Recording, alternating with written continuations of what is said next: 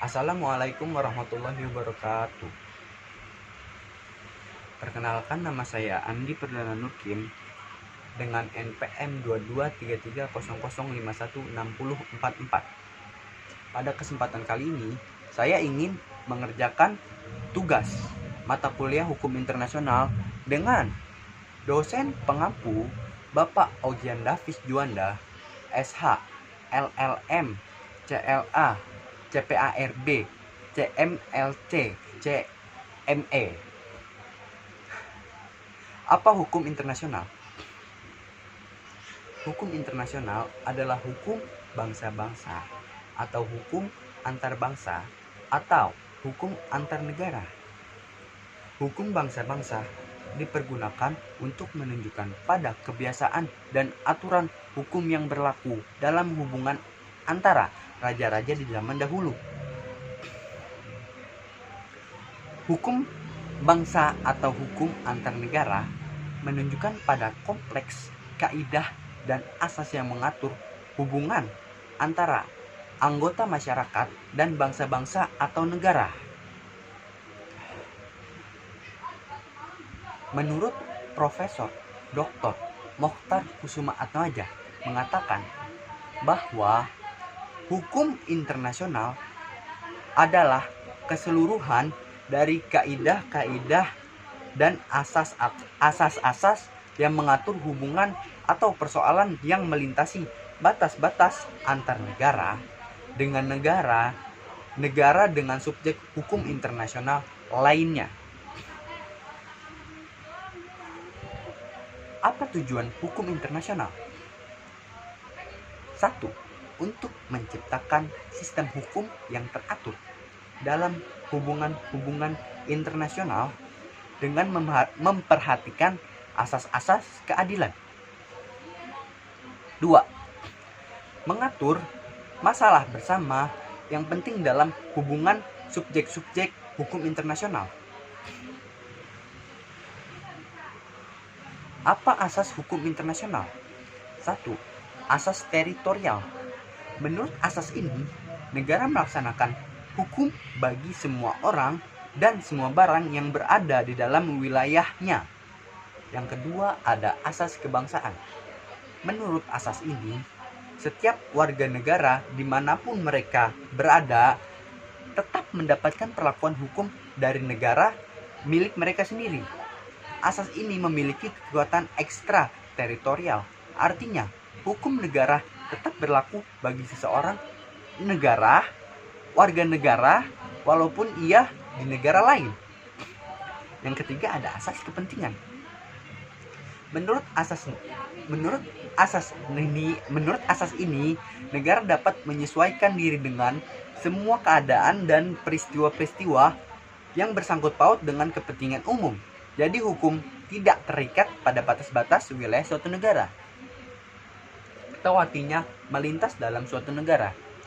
Adapun asas-asas lainnya dalam pelaksanaan hukum internasional sebagai bagian dari hubungan internasional. Yang pertama, ada pars sunt servanda. Artinya setiap perjanjian yang telah dibuat harus ditaati oleh pihak-pihak yang mengadakannya. Yang kedua, ada equality right. Artinya pihak yang saling mengadakan hubungan itu berkedudukan sama. Yang ketiga, ada reciprositas. Adalah tindakan suatu negara terhadap negara lain dapat dibalas setimpal, baik tindakan yang negatif maupun tindakan yang positif.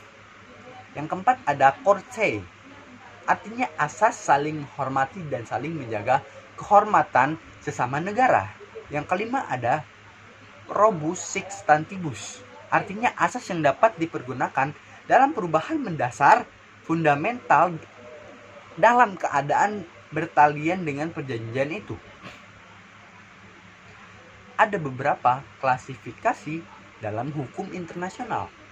Menurut pendapat Sri Jutmini dan Winamo ada 3. Yang pertama, hukum internasional umum, peraturan yang dilaksanakan secara universal. Yang kedua, hukum internasional regional, yaitu peraturan-peraturan yang tumbuh dengan adanya hubungan antar negara dan terbatas pada lingkungan berlakunya. Hubungan internasional regional tumbuh melalui hukum kebiasaan. Peraturan-peraturan regional tidak berarti derajatnya lebih rendah daripada peraturan internasional. Peraturan-peraturan regional hanya bersifat menambah atau komplementari dan berhubungan atau korelat. Apabila terjadi konflik di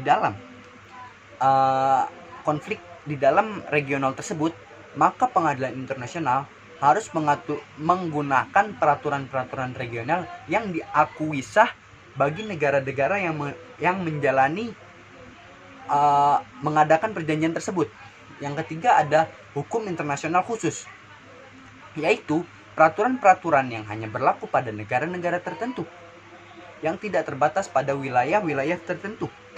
Hukum internasional khusus tumbuh melalui konvensi internasional atau kita sebut perjanjian internasional. Contohnya, konvensi Eropa tentang HAM. Hukum internasional terbagi dalam dua bagian, yaitu hukum perdata internasional dan hukum publik internasional. Yang pertama, hukum publik internasional. Artinya hukum internasional yang mengatur negara satu dengan negara lainnya dalam hubungan internasional ataupun hubungan antar negara. Yang kedua, hukum internasional yang mengatur hubungan antara hukum warga negara di suatu negara, warga negara dari warga negara lainnya, atau hukum antar bangsa. Apa aja sih subjek dari hukum internasional? Subjek hukum pertama adalah negara. Negara merupakan subjek hukum internasional yang terdahulu.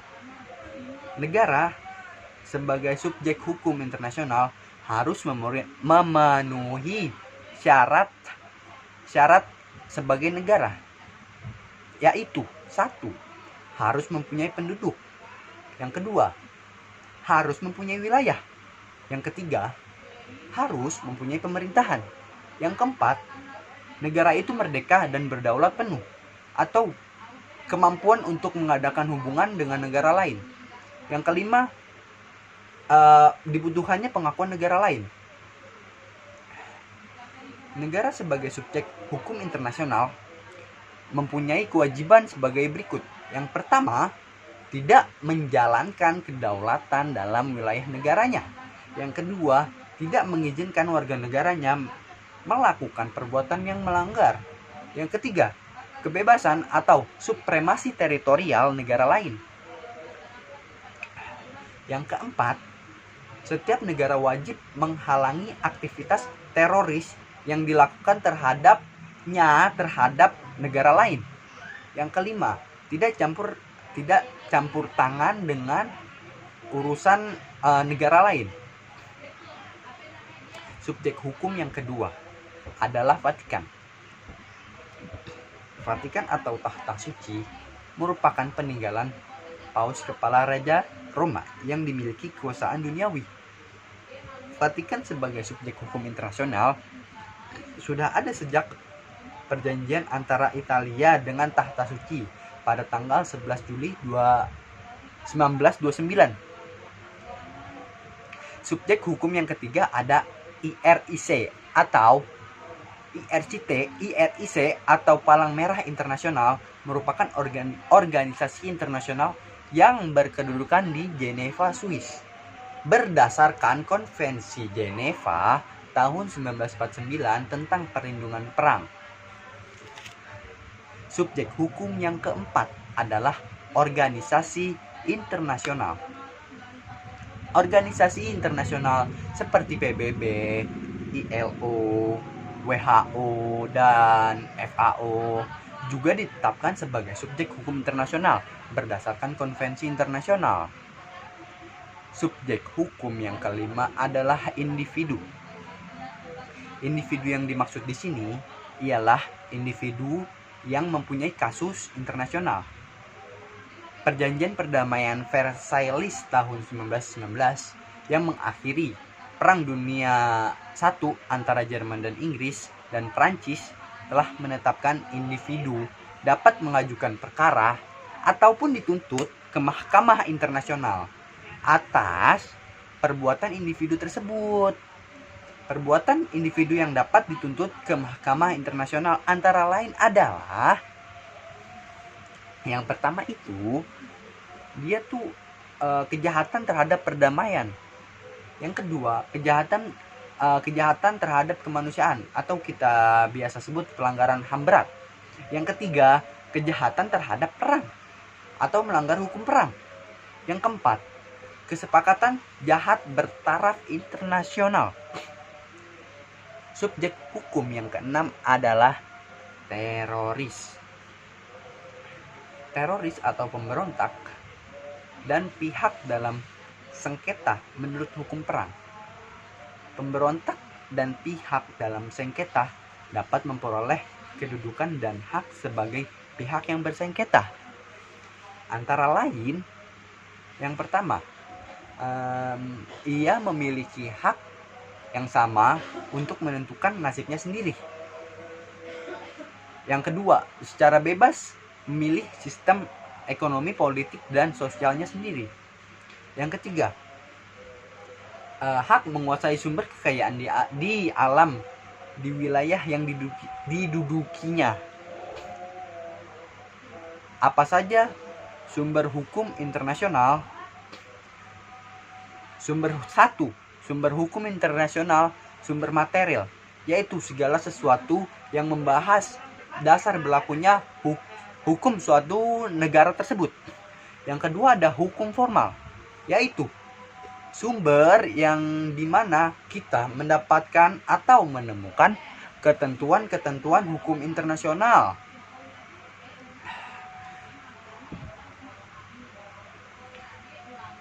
Menurut pasal 38 Mahkamah Internasional, sumber hukum formal terdiri dari perjanjian. Yang pertama, perjanjian internasional seperti traktat. Yang kedua, ada kebiasaan-kebiasaan internasional yang terbukti dalam praktek umum dan diterima sebagai hukum yang ada di wilayah tersebut.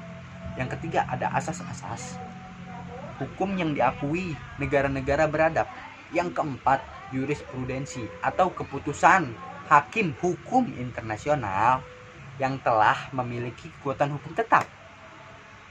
Yang kelima, ada doktrin, yaitu pendapat para ahli hukum internasional.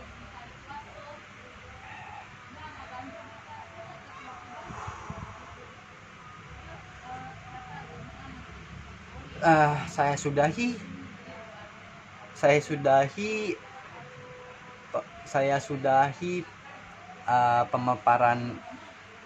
pemaparan tugas saya. Kurang lebihnya jika ada kesalahan tolong dimaafkan. Wabillahi taufik wal hidayah. Wassalamualaikum warahmatullahi wabarakatuh. Tolong dimaafkan atas apa yang telah saya sampaikan, ataupun jika ada salah-salah kata yang saya sampaikan tolong dikoreksi. Sekian, terima kasih. Saya Andi Perdana Nurkin dengan nomor NPM 223300516044. Cukup sekian, mengucapkan terima kasih.